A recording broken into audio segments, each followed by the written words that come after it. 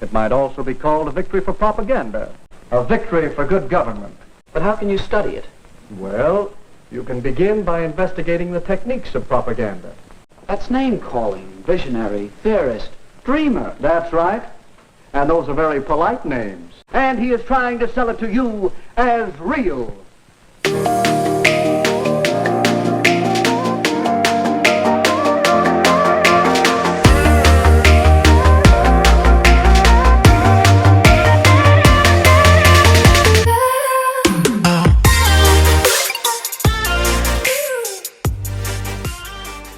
Chuck, I think the election was a victory for good government.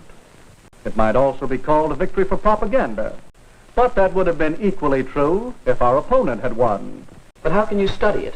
Well, you can begin by investigating the techniques of propaganda. Here, I've listed some of the main ones. Glittering generalities? What is a glittering generality? That headline you were quoting. A victory for good government. Good government is a phrase we use many times during the campaign. We said the mayor stood for good government and promised good government. But it's true, isn't it? What's true? What does good government mean? Is the mayor's idea of good government the same as yours? I see. It's a glittering generality. One of the best. There's another. Yes. And why do you suppose our opponents chose that phrase? I guess because everybody likes a real American. Right. And they wanted to transfer that liking for a real American to Mr. Butler. A day or so after that poster came out, I said in one of my campaign speeches, our opponent advertises himself as a real American. I say he is unreal, unrealistic. He is a visionary, a theorist, a dreamer. He is so thirsty for public office that like a weary traveler in the desert, he sees a mirage, and he is trying to sell it to you as real. There. Now what would you call that? That's name-calling, visionary, theorist, dreamer. That's right. And those are very polite names. For my collection of propaganda materials, I've made a special record of part of one of Mr. Butler's radio speeches. Mayor Cooper asks that he be judged by his performance in office. Very well. Let's ask him who was mayor when the municipal waterworks fell into such a state of disrepair that the whole town was without water for 2 days. Let's ask him. But no, let's not. It might embarrass him. That's what we call card stacking. Cooper was mayor when the pumping station broke down, but it was the men in office before him who allowed it to get into such a rundown condition. And it finally gave way before he could get anything done. And card stacking is choosing some facts and leaving out others and arranging them to suit your purpose. Now, did you see our little campaign movie? Yes, a couple of times. Well, let's look at it again. Land sakes, a body hardly has time enough.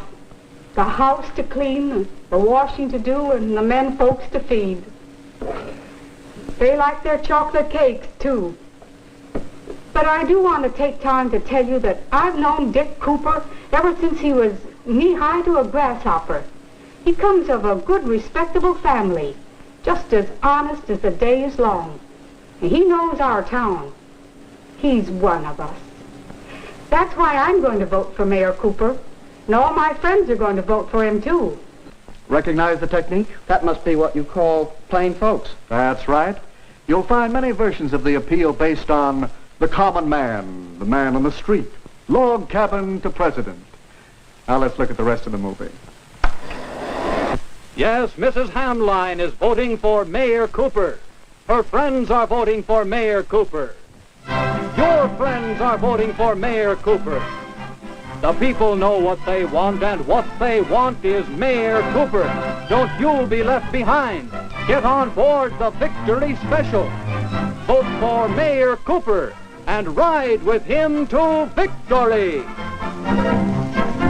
That ending's easy to spot. It's the bandwagon. Yes, the propaganda we've been talking about is easy to detect. But a great deal of propaganda is much more hidden, much harder to detect. That's what's bothering me. Even in a small local election, there's so much propaganda.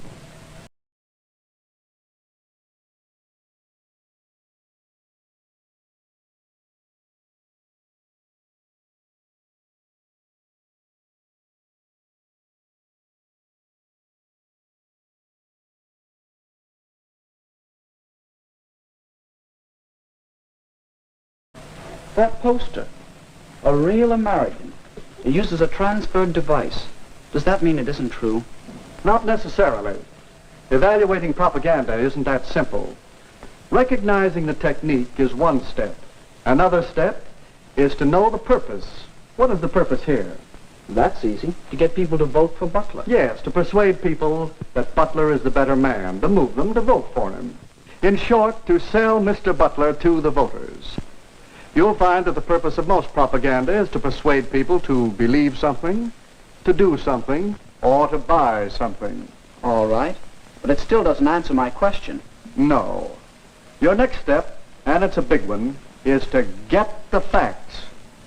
Well, is he a real American? Howard Butler was born in this country. He obeys its laws. He's a good citizen. Yes, he is a real American. The same can be said for Richard Cooper. So ask yourself whether the facts support the purpose. Do they support the transfer of feeling from real American to Mr. Butler over Mr. Cooper? No, I guess not. Well, that's your fourth step. Weigh the facts against the purpose and the technique. I think I understand. To know whether propaganda is good or not, whether it's true or not, I should know the purpose, recognize the technique, get the facts, and judge the purpose and technique by the facts. But when you want the facts about live political battle, don't come to a campaign manager. I might do it at that. But I will also go and see your opposition. Well, that's all right. Whenever you're tracking down propaganda, get as many different points of view as you can. You know something? What? I think that it might be interesting to make a really serious study of propaganda.